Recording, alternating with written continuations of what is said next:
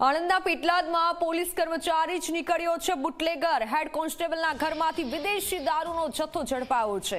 પેટલાદના કુખ્યાત બુટલેગરનો દારૂનો જથ્થો કોન્સ્ટેબલે પોતાના ઘરમાં સંતાડ્યો હતો।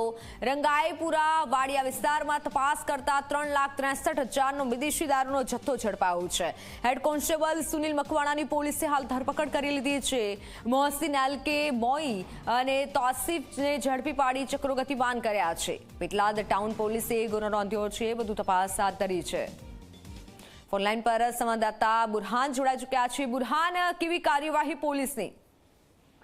જી ચોક્કસ, જો વાત કરવામાં આવે તો આણંદ એલસીબી પોલીસને માહિતી મળી હતી કે પેટલાદના કુખ્યાત બુટલેગર મોહસિન એલકેનો વિદેશી દારૂનો જથ્થો હેડ કોન્સ્ટેબલના ઘરમાં ઉતારવામાં આવ્યો છે, જેને લઈને પોલીસે પેટલાદના રંગાઈપુરાના વાડિયા વિસ્તારમાં છાપો માર્યો હતો।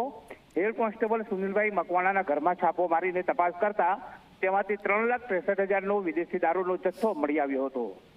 પોલીસે સુનિલભાઈ મકવાણાની ધરપકડ કરી છે અને જે દારૂનો જથ્થો ઉતારનાર હતા મોહસિન ઉર્ફે એલકે અને તોસીફ અને મોઇન તે 4 જણા વિરુદ્ધ ગુનો નોંધી વધુ તપાસ હાથ ધરી છે, ત્યારે દારૂના ગુનામાં સુનિલ મકવાણાની ધરપકડ કરવામાં આવી છે। જી બુરહાન, આભાર માહિતી બદલ।